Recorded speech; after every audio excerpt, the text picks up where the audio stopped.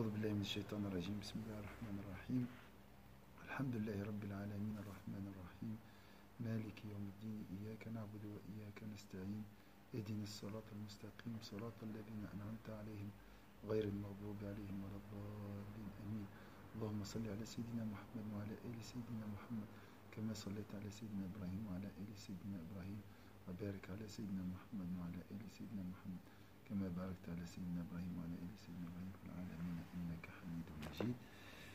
Donc, nous sommes arrêtés sur si vous manifestez de la gratitude, je vous gratifierai assurément davantage. Et c'était ça le sujet de ce sermon de vendredi. Donc, oui, oui. Donc,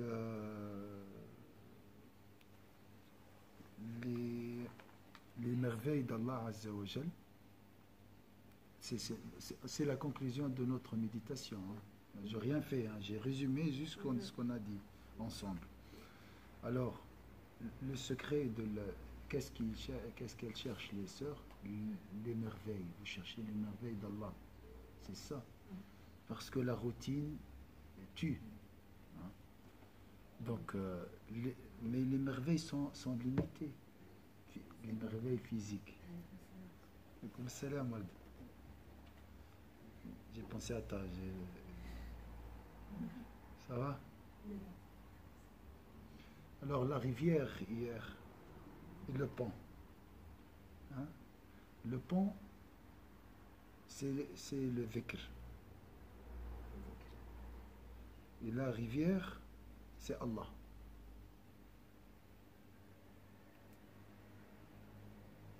La médiation, c'est de dhikr. La médiation, c'est quoi?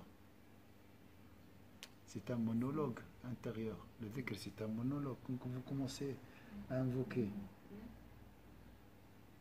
vous allez rassembler les ennemis. Vous allez atterrer les amis et les ennemis. Le diable va venir, l'ego, le passé, la nostalgie, les soucis, tous sont là. Et tu commences à faire la médiation entre les trois pour aller vers Dieu, qui est la fleuve, la rivière en bas.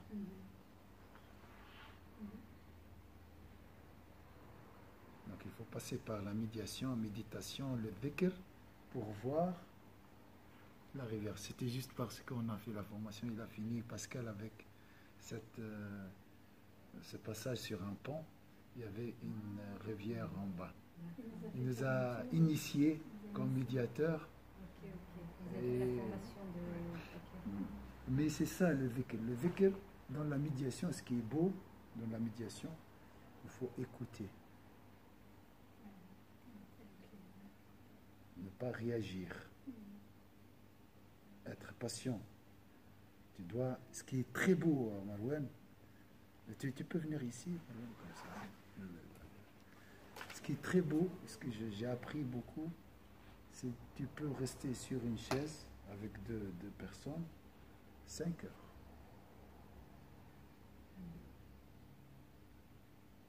C'est le dhikr, c'est ça le dhikr. Donc, à un moment, tu entres dans leur monde et tu commences à écouter. Tu dois entrer, mais il faut du temps pour entrer. Et on est donc pas d'empressement. Et ça, c'est très beau. Si tu évites l'empressement, tu vas découvrir des merveilles. En toi, autour de toi, partout. Donc, même s'il n'y a pas de dhikr, tu restes comme ça. Tu fermes tout et tu voyages. 5 heures. Rien faire. Sans toucher les écrans, sans... Hein? Il y aura beaucoup de bagarres, des conflits, du passé, de l'avenir. C'est vrai. Il y a un moment, tu vas écouter. Tu ne dois pas réagir. C'est ça la force. Hein? Tu ne dois pas dire, oh non, ouais. Tu dois écouter tout le monde, garder son sang-froid, et après tu vas, Inch'Allah, orienter deux parties ou les plusieurs parties dans le cas de notre cœur vers Allah. Parce que l'objectif de la médiation, c'est orienter les deux parties vers une solution. Oui, c'est orienter les parties Oui. à trouver eux une solution. Oui, pas orienter, pas orienter. Tu les écoutes. Il est aidé à trouver une solution. Tu fais ressortir l'émotion. Parce qu'en fait, ils viennent pour quelque chose, mais il y a beaucoup d'autres choses. Oui. C'est ça qu'il faut faire ressortir. Et après, c'est eux qui vont trouver la solution. Pour ça, il faut avoir une écoute, c'est vraiment l'écoute active pour être vraiment les accompagner. C'est un accompagnement. Et ça, c'est le pont. Oui. À travers le passage sur le pont, tu peux voir Dieu. Le destin, tout, les merveilles, tout. Oui. Il faut passer par la médiation ou bien le voyage. S'écouter. Oui. Parce qu'à l'intérieur, qu'est-ce qu'on a? On a Dieu, le souffle divin, on a l'ego, on a le diable, on a qui d'autre? On a notre expérience, bien sûr, ça c'est la raison, la connaissance, plusieurs. Tous ils vont prendre la parole, il faut les écouter. Et connaître, ah, ça c'est monsieur le diable. Mais bien sûr, tu dois distinguer. Mais pour distinguer, tu dois prendre du temps. Vous êtes d'accord? Nous, si c'est mélangé. C'est pas qui parle, qui prend la parole et qui prend la guidance aussi. Je sais pas qui gère mes actions. Donc c'est très important j'appelle ça médiation. Dans le dhikr on le trouve. On trouve tout. Alors qu'il exprime des réserves. Ce verset, il n'y a pas de condition. L'effet de la gratitude est immédiat. Donc, si vous avez encore, peut-être vous avez effacé, vous pouvez prendre une photo. Où est ton 2, où est ton taïen? Si vous... Je crois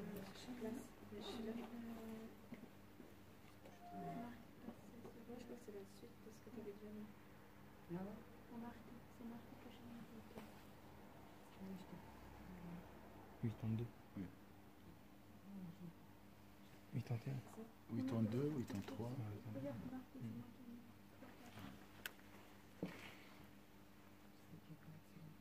C'est ça? Non, c'est pas ça. Où est ton 2, où est ton 3?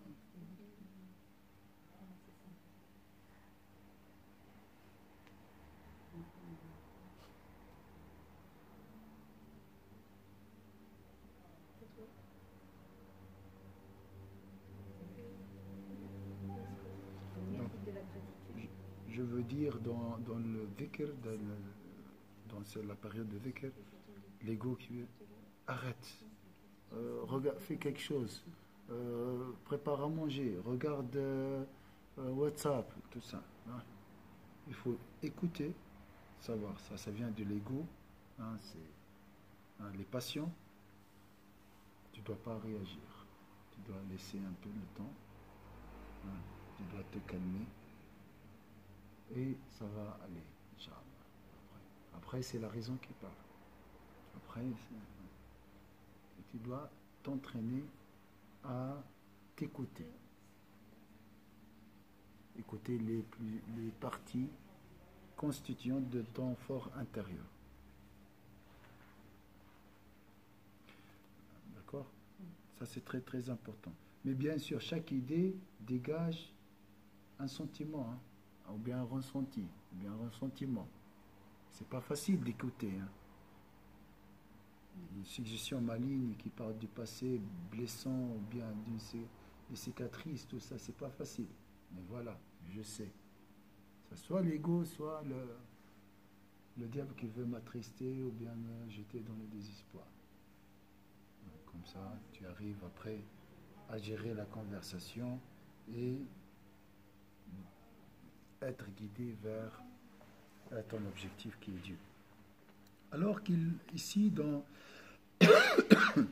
la gratitude, l'effet ou bien les fruits accueillir immédiatement. Tu dis, Alhamdulillah, tu reçois un apaisement immédiat. Faites l'expérience. Avec un malheur. Tu dis, Alhamdulillah pour ce malheur. Je ne parle pas des bienfaits de la nourriture. Tu dis, Alhamdulillah pour cette épreuve. Rassemblez tous vos malheurs, si vous avez, et dites, Alhamdulillah pour chaque malheur. Vous allez recevoir immédiatement un apaisement, une tranquillité. Hier, à midi, j'ai discuté avec quelqu'un de la vie, tout ça. J'ai dit, tout vient d'Allah, c'est Dieu qui gère. Il m'a dit, c'est vrai? J'ai dit, mais bien sûr. Ça, c'est le royaume de Dieu. Le royaume a un roi. Donc, c'est le roi qui gère son royaume. Vous êtes d'accord? Donc, s'il y a quelque chose qui se passe à l'intérieur, c'est par l'ordre ou la permission. Mal, la permission. Bien, pour nous, hein, mal et bien. Hein, par l'ordre de Dieu. Il m'a dit, ça va comme ça. Ça va très bien. Si ça vient de Dieu, alhamdulillah.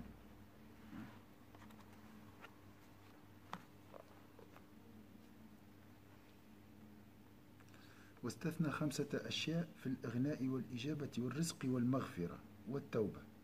Subhanallah. Il y a 5 choses qui sont conditionnées. Conditionnées. Par, Inch'Allah, ou par la volonté de Dieu. Par contre, si vous êtes reconnaissant, la récompense est immédiate. Donc, alors qu'il exprime des réserves, donc, ou des conditions concernant 5 choses. L'octroi de richesse. Je fais dua, donne-moi 1000 francs. Dua est exaucé, mais ça prend du temps, peut-être après 20 ans. Ou bien sous une autre forme. La gratitude, non. Alhamdulillah, la récompense immédiate.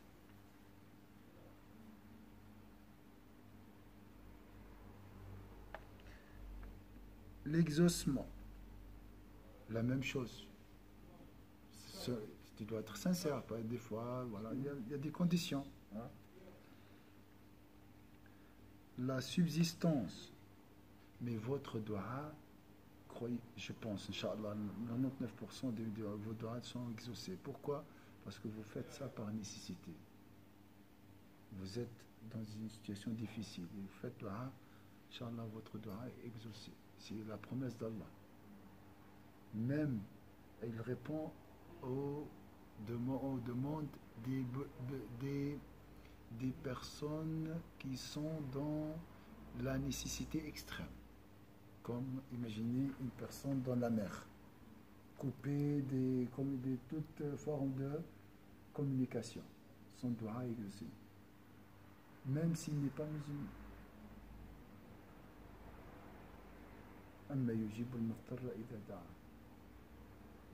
Est-ce que c'est clair ce point? Il ne croit pas à Dieu. Hein? Il ne croit pas à l'existence de Dieu. Mais sous la pression des circonstances, j'ai personne à qui je peux demander. Et là, Dieu exauce son... Même si sur terre, après, il renie l'existence de Dieu, ça c'est une autre chose.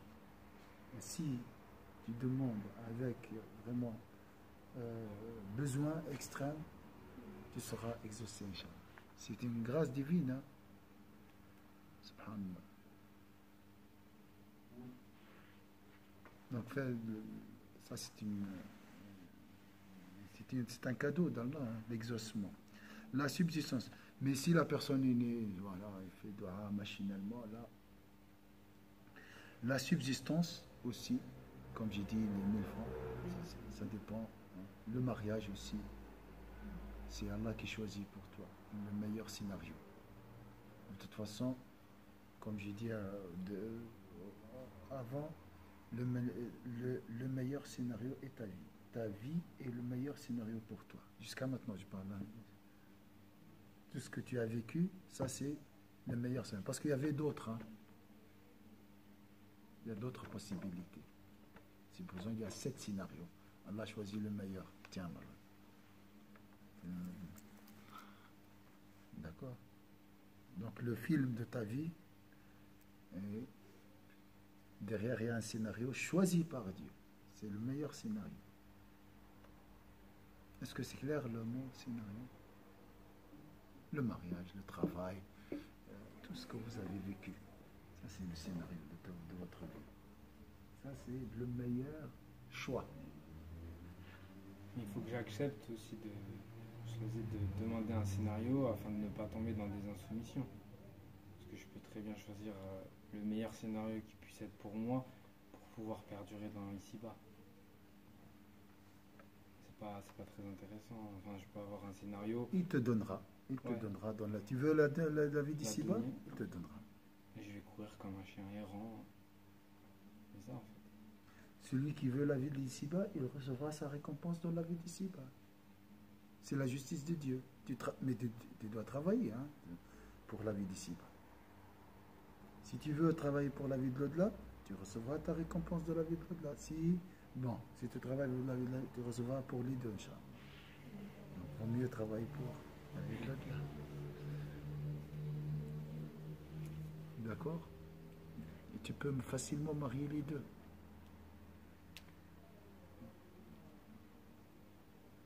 Est-ce que c'est clair ici? Ce qui est beau peut-être aussi, ce matin on a vu Saïdna Moussa, comment il était jeté dans le Nil. Il a dit jeter, hein, c'est vraiment prendre comme ça, le jeter comme ça. Après prendre le berceau et le jeter dans le Nil. Et le Nil, il est plein de crocodiles, de dangers, tout ça, un enfant. Il y a les soldats, bien sûr, sur les rives, hein, les rives. Et à la fin, il y a qui attendait le berceau? L'ennemi d'Allah et l'ennemi de Pharaon. Il a constaté lui-même, Saïd Qutb, il a dit, beaucoup de brutalité, beaucoup de difficultés, beaucoup de violence. Jeter l'eau, les vagues, hein, les dangers. C'est quoi ça? Comment vous voyez ça? C'est vrai, moi j'ai jamais fait attention à ça. Pourquoi Erdifi? Mais le berceau, c'est ton fils en plus, elle a fini de l'allaiter. C'est dur. C'est vrai, vous dites ça. Mais sur prendre contexte, c'était aussi, il venait d'arriver, il voulait tuer tous les enfants. Donc dans la précipitation, elle a pris son fils pour le sauver, elle l'a jeté précipitamment. C'est dans l'urgence plus. Mais c'est l'ordre de Dieu de le jeter. C'est pas l'instinct qui a jeté. Non, mais elle l'a jeté, c'est quand même son instinct maternel qui l'a jeté pour le protéger. Après, c'est Dieu qui a tout fait. Mais elle, dans l'urgence, elle l'a jeté. Mais pourquoi Dieu lui dit jette? Jette, c'est Dieu. Si on va tuer ton enfant, on te dit jette, tu jettes. Bien sûr. Au lieu de. Tu choisis de le jeter. Mais attends, Rachid, non? À la fin, elle lui a dit c'est mon ennemi qui le prendra. Oh, c'est pas. À la fin, c'est ton ennemi. Mais à l'époque, quand il y a eu tous les nouveau-nés, garçons, il est jeté dans le Nil et il était mangé par. On disait tous les garçons, les jetés dans le Nil, ils étaient mangés par les crocodiles. C'est comme ça. Il y a une extermination. Tous les premiers, les garçons, en plus, ils étaient jetés dans le Nil. Donc, il y avait une violence. Beaucoup de violence. Notre vie, elle est pleine de violence, n'est-ce pas? Hein? Ouais. Ou bien elle est belle. Tu n'es pas d'accord? Il faut dire. Il n'y a pas que de violence. Il n'y a pas que de la violence, il y a quand même des belles choses, heureusement. Mais c'est pas un monde de bisounours quand même. Alhamdoulilah, il y a quand même des bonnes choses à côté. Même quand il y a vous les deux. avez des difficultés, alhamdoulilah, dans la difficulté et la facilité, tu le sens. Exactement ce qu'il a dit lui-même. Mais là, en fait, on a tendance, quand il y a la violence, moi personnellement, je pense qu'on a tendance à éviter, alors que là, tu l'affrontes. Là, oui, il se jette dans la difficulté. En même temps, tu renvoie vers celui qui fait la violence, qui ordonne La source du mal. qui est la source du mal. Alors des fois, ça ne dit pas, quand il y a la violence, au lieu d'éviter, il faut l'affronter. Je ne sais pas, là, en parlant, je me disais... Alors, tout ça c'est possible, Walda, oui, il faut affronter peut-être, mais attention. Il faut avoir des airbags. Oui, oui, oui, C'est quoi les airbags? pour amortir les chocs. C'est quoi la protection? C'est ça, dans le verset, C'est- Dieu, oui, c'est vrai, mais c'est qui Dieu ici? On a un enfant C'est faible, la confiance, parce qu'on lui a dit de le jeter, mais la confiance en Allah et les difficultés, je sais pas. sa mère était très très bouleversée, hein. Elle a failli perdre la raison. C'est marqué dans le Coran, hein. C'est dur, c'est dur. Alors il y a une seule protection mentionnée qui a enveloppé cette violence, hein, qui a anéanti ou bien adouci cette violence, qui a amadoué cette violence, c'est l'amour de Dieu. وَأَلْقَيْتُ عَلَيْكَ مَحَبَّةً مِنِّي. Il était protégé par l'amour d'Allah. Il était tranquille. Sayyidina Moussa dans son verset. Il a choisi même d'aller vers Pharaon. Mais, attention, il demandait toujours l'amour d'Allah. À chaque fois, il demandait le secours d'Allah. Parce qu'il a vécu la présence divine dans le berceau. Après l'allaitement. Et Allah l'a allaité, c'est vrai, le lait de sa mère et son amour. L'amour d'Allah courait dans ses veines, comme le sang comme le lait de sa mère. Donc, c'est quelque chose, c'est de l'expérience. Mais tu ne peux pas aimer Allah sans être jeté dans le feu, sans vivre ses difficultés. L'amour d'Allah, c'est du vécu. D'accord? Parle-moi des montagnes et tout ça, c'est beau. Mais il faut monter.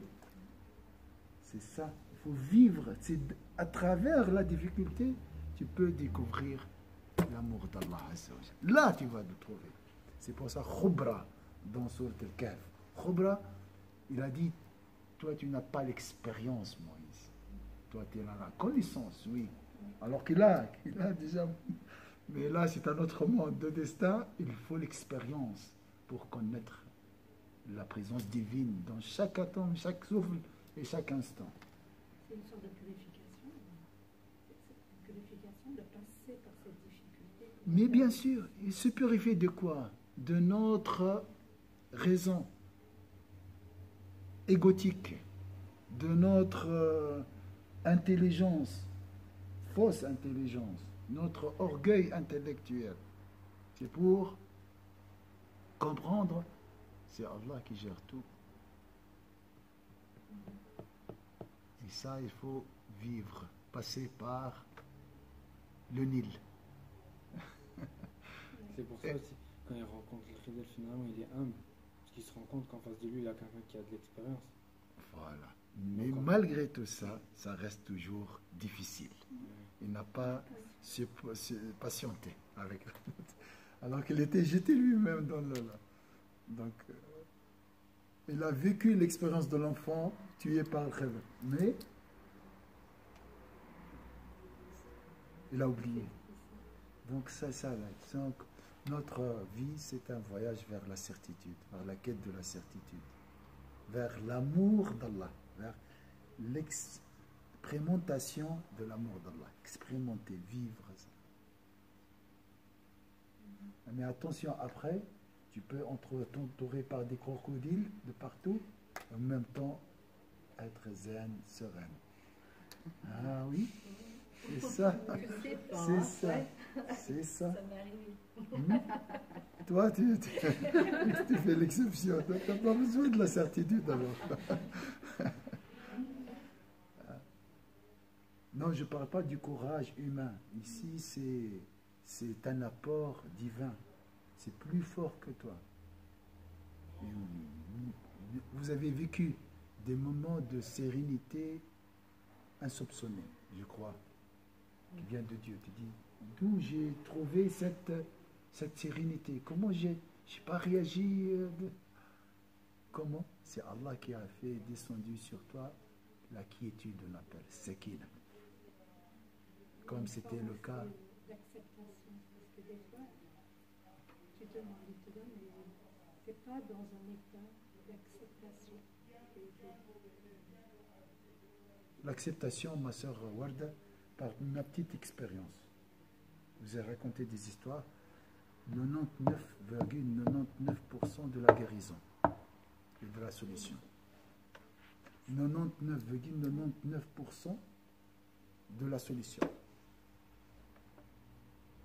Accepter ses limites, accepter ses faiblesses, accepter le pouvoir d'Allah, l'intervention d'Allah, et déléguer à Allah. La délégation, ça c'est dur. Les délégations, tu dois faire le vide avant. Tu ne peux pas être deux chefs.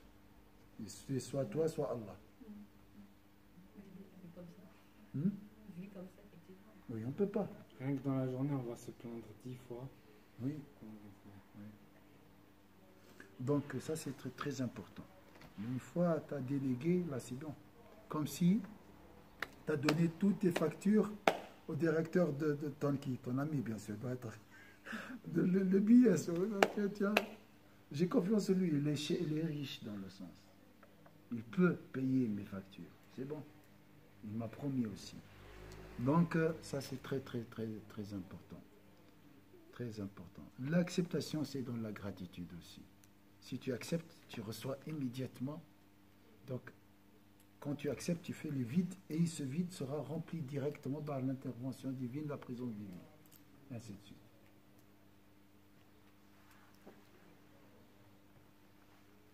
La responsabilité. Hein? On parle toujours de la responsabilité de l'homme. D'accord? Oui. Mais moi, si je suis responsable, j'ai demandé l'aide de Marouane. Parce qu'il est compétent.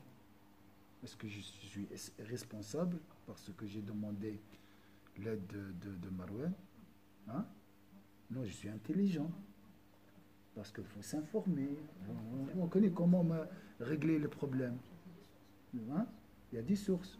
Et lorsque je délègue ou bien je demande Iyaka nasta'in, j'ai fait quoi? Je suis dans le summum de ma responsabilité. Je suis allé vers la source.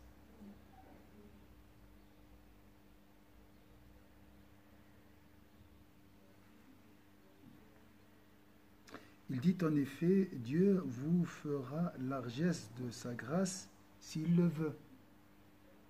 Mais dans la gratitude, il n'y a pas s'il le veut. Il exauce vos invocations s'il le veut.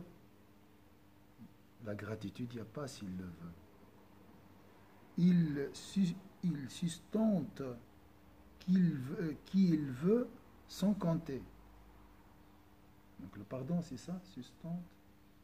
Attendez.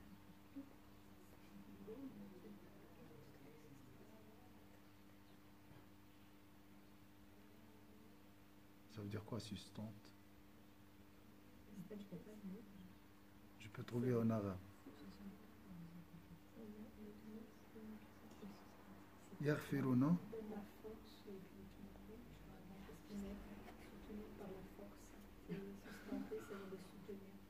Soutien, voilà. Mais toujours qui il veut. Et il pardonne à qui il veut les fautes en deçà de cela. Dieu accorde rémission à qui il veut. Mais regardez le verset concernant: si vous manifestez de la gratitude, je vous gratifierai assurément davantage. Assurément, il n'y a pas de condition. Vous voyez la différence ou pas? C'est pas marqué, le verset c'est de la page 81.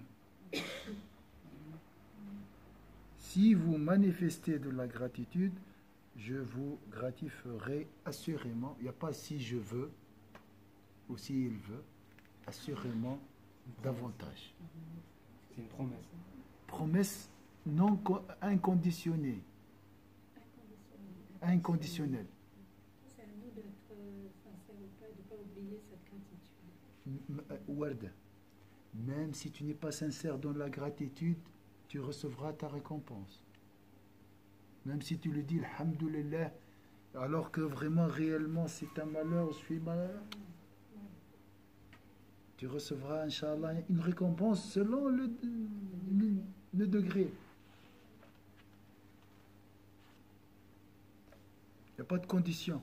Dans toute, si tu dis alhamdoulilah, c'est un mot positif. Et si tu dis un mot positif, tu recevras, Inch'Allah, de la positivité selon le degré de l'énergie de ce mot, l'énergie dégagée de ton corps. On a fait l'expérience. Un mot positif dégage de la joie, de la beauté. Il te rend heureuse, n'est-ce pas? Et le contraire, un mot négatif, même si je rigole, hein, c'est pas vrai. Ça nous rabaisse,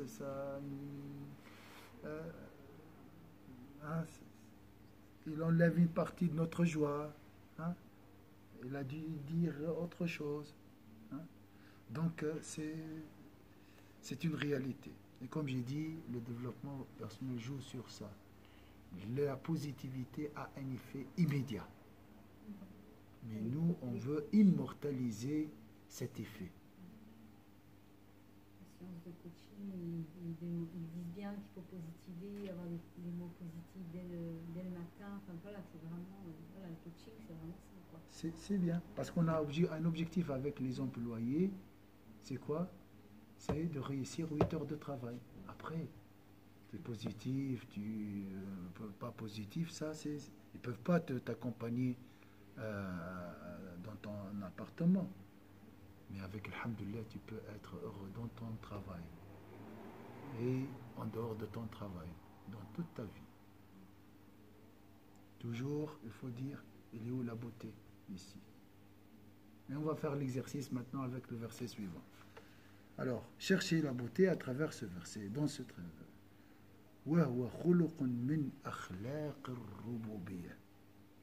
La gratitude est en outre une vertu seigneuriale. Le Très-Haut dit en effet, Dieu est éminemment reconnaissant et le longanime. Alors, cherchez la beauté dans ce verset. On commence par Marouane, à droite, à droite.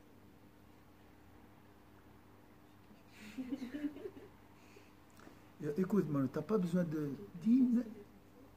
Si tu vois une petite beauté, dis. Dans ce verset? Dans ce verset. Bah, la reconnaissance. Hein? La reconnaissance. La reconnaissance est très belle. Barakallah fik. C'est très joli. Ruth. Vous voyez, Rachida, vous connaissez que la gratitude est belle. Juste répéter cette réalité réveille le cœur, illumine le cœur, recharge le cœur, n'est-ce pas? C'est simple, là, ce qu'il a dit Marouane.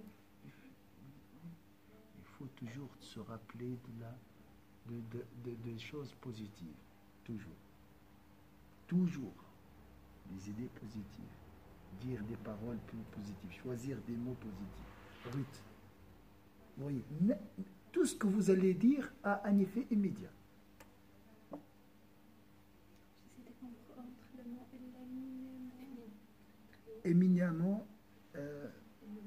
éminemment, très, parce qu'il y a reconnaissant et éminemment reconnaissant. Shakir, shakour. C'est un très, très reconnaissant. C'est ça.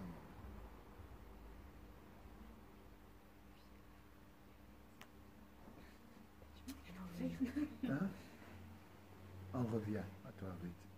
Inès, où tu trouves la beauté dans ce verset?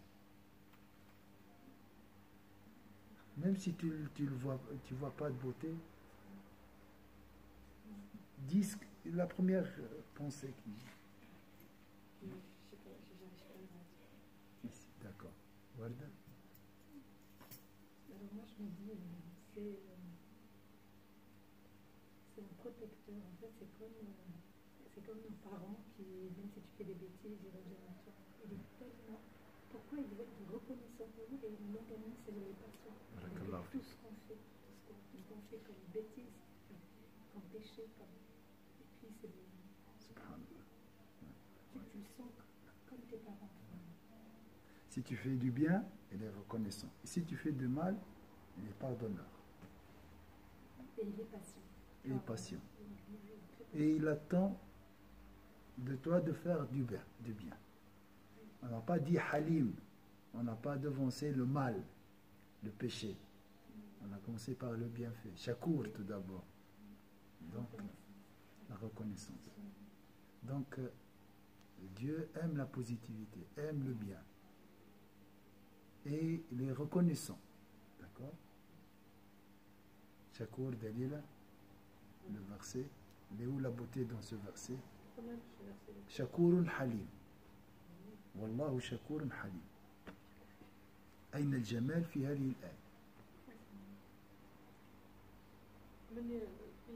Malgré ses péchés et tout, celui qui est reconnaissant lui pardonne malgré ses péchés. Voilà. Parce qu'il avance sur le Coran. Donc, si tu fais du bien et tu dis Alhamdulillah, Dieu manifestera la gratitude envers toi. Comme dit, pour Allah, merci à toi. Vous voyez, c'est très beau. Oui, puis lui, il n'a pas besoin de notre gratitude. C'est vraiment... Il n'a pas besoin. Il n'a pas besoin. Pourquoi il a reconnaissance? Pourquoi il te dit merci? Est-ce que tu l'as rendu un service? Mais attention, le bien que tu as fait, c'est grâce à lui. Donc c'est lui qui fait le bien à travers toi. Après, il reconnaît ce bien. Et il l'attribue à toi. Il dit c'est toi. C'est toi qui as fait. Imagine la ligne. C'est comme si tu reçois et qu'après tu pouvais donner aussi. Malgré tout ça, il est reconnaissant de tout ce que tu fais. Oui. Et ça te remplit. Et toi, tu dois être reconnaissant Oui. à ceux qui sont autour de toi, ceux qui te demandent, ceux qui te donnent. Et quel est l'effet Warda, de cette reconnaissance lorsque tu dis merci?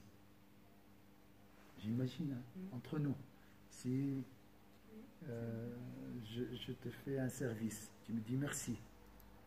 Quel est l'effet de ce mot? Ça fait plaisir. Ça valorise. Zid. On reconnaît que On tu reconnaît. reconnaissance. C'est une honorification. Et c'est un encouragement. Ça m'encourage. La prochaine fois, je vais faire plus. Donc, si tu fais un bien, Dieu va te louer. Et lorsque tu recevras les louanges de Dieu, tu vas faire plus. Donc c'est ça peut-être le sens de j'augmenterai mes bienfaits pour vous.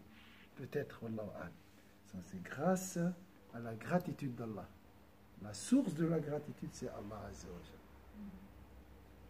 Et la source de l'ingratitude,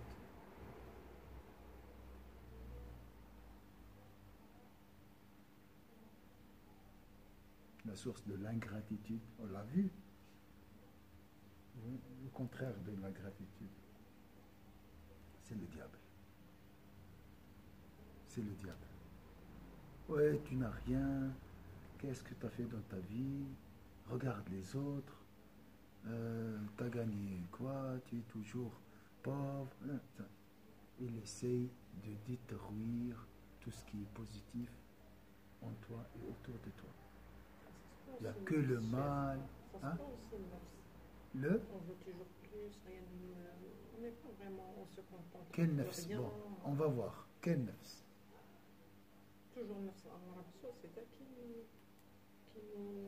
nous poussera. D'accord, c'est juste. Oui. D'accord. Et le diable, les deux. Ils collaborent toujours, hein, on a dit. Et comment maîtriser nefs? Nefs, attention, c'est le même nefs. Il y a une chose très importante. Le nefs, c'est comme un bébé, comme on a un enfant. À toi de, ou, je m'excuse, un animal, adressé. Fais comme tu veux avec cet enfant. Ton nefs, c'est la même, elle reste toujours la même. Mais, voilà, avec Marouane, elle a reçu une bonne éducation, avec moi, elle a reçu une mauvaise éducation. Je ne pense pas qu'on a plusieurs nefs. On a la même nefs. Mais après, voilà, selon chacun, qu'est-ce qu'il a fait avec ce nefs, cette nefs. Mais l'enfant, il va grandir par l'exemple, il va voir son père, tout ça. Voilà. Mais l'âme, parfois, il faut lui dire L'âme, il faut l'adresser. Non. Et moi, j'ai donné, oui, tu es le père de ton nefs. Donc, si tu abandonnes cette nefs, tu la négliges, tu rigoles, tout ça, elle devient incitatrice au mal. Si tu l'adresses, tu lui dis qu'elle devient une nefs apaisée. D'accord? Et des fois, elle, si elle fait des péchés, elle se transforme en une nefs qui suscite les remords, la ouam. C'est la même qui porte plusieurs vêtements, selon ton travail, ton effort. Donc elle est un peu neutre, nefs. C'est un enfant. Tu crois qu'elle est neutre, parce que- À l'origine. Mais À l'origine.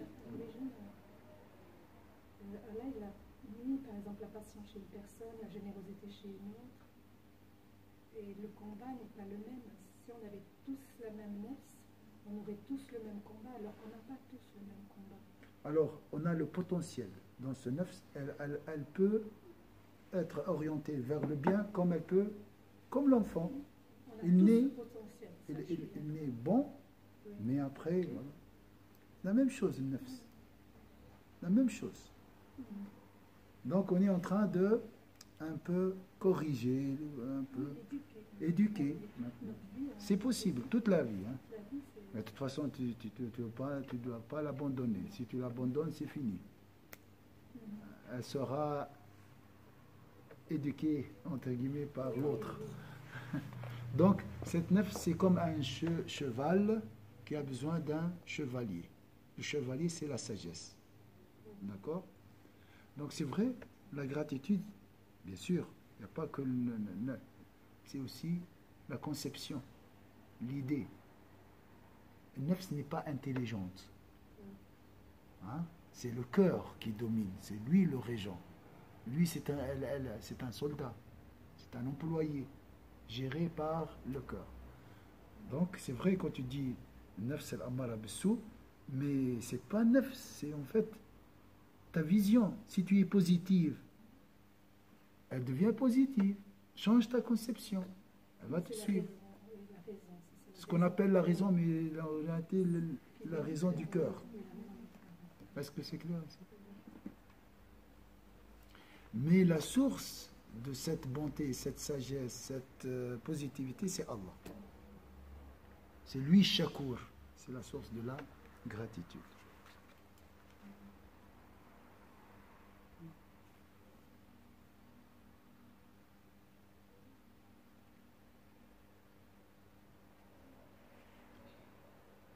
وقد جعل الله الشكر مفتاح كلام أهل الجنة. On va finir avec le paradis. Il révèle enfin que les propos des gens du paradis commencent par l'expression de la gratitude. Il dit en ce sens, ils diront: grâce soit rendue à Dieu qui a accompli la promesse qu'il nous avait faite. قال تعالى: وقالوا الحمد لله الذي صدقنا وعده. Ça c'est au début. Hein? Donc, ils ont ouvert, le paradis est ouvert, ils sont entrés, et la première chose, ils vont dire quoi? alhamdulillah. وقال وآخر دعواهم أن الحمد لله. Et à la fin,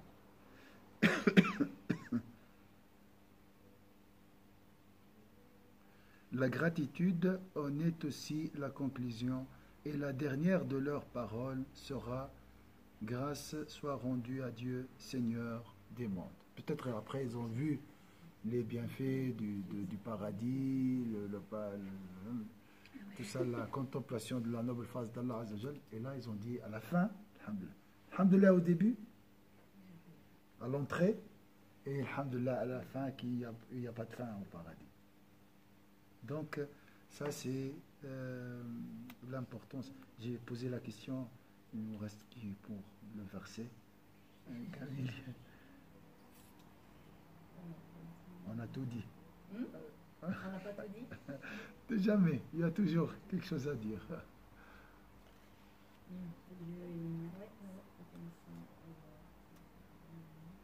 Protecteur. Protecteur. Voilà, comme on fait.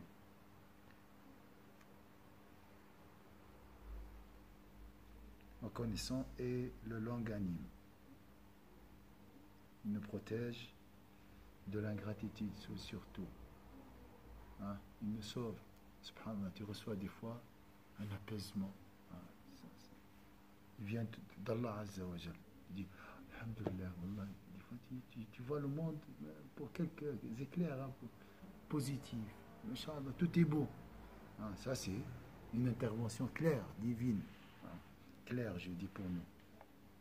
Il nous protège, il nous sauve dans des circonstances très difficiles du désespoir, des fois totalement désespéré. Et tu reçois, alhamdulillah, une satisfaction. Il vient d'où? La source, c'est Allah. C'est une protection. C'est la meilleure protection, en réalité, comme tu as dit. Rachida, tu veux dire quelque chose?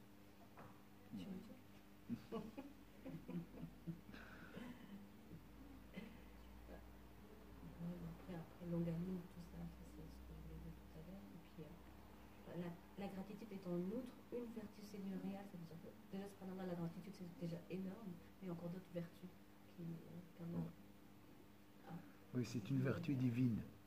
Mais il y en a encore d'autres. Il y a encore d'autres, bien sûr. Et déjà que la gratitude, c'est énorme, il y en a encore d'autres qui... Subhanallah. Donc, Dieu est beau. Il faut toujours avoir une bonne opinion d'Allah Azza wa Jal. Et il ne faut pas dire que la gratitude, elle est impossible. Il faut juste demander cette vertu de sa source, de sa provenance qui est Allah Azza wa Jal. Et Allah te donnera la gratitude, Inch'Allah. Parce qu'on essaie de faire un effort. Bien sûr, il ne faut pas. Mais si tu te désespères, demande à Allah Azza wa Jal. Et tu recevras, Inch'Allah, cette gratitude. Autre chose, vous voulez dire quelque chose? Ça va? Vous avez aimé Allah davantage, plus? Un peu plus. 1 millimètre. Ça suffit. On veut chaque fois se rapprocher de lui, dire alhamdulillah. Et même si, comme j'ai dit, si ça ne sort pas du cœur, c'est pas grave. Hein? Le mot positif a un effet. La preuve, c'est quoi? Dans le fait, on répète toujours alhamdulillah. Alors, on le dit machinalement. Mais on est obligé. Pourquoi? Il y a un effet positif.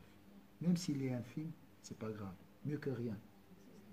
Mieux que penser négativement ou bien dire un mot négatif. Vous êtes d'accord? Hein? Inch'Allah. Barakallahu fikum, Inch'Allah. Qu'Allah nous donnera la gratitude, Inch'Allah, et la satisfaction, le contentement, Inch'Allah.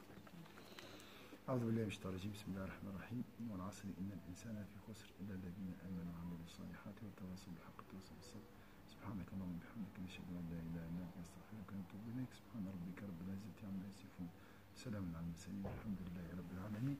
Priez beaucoup sur Sayyidina Muhammad sallallahu alayhi wa sallam.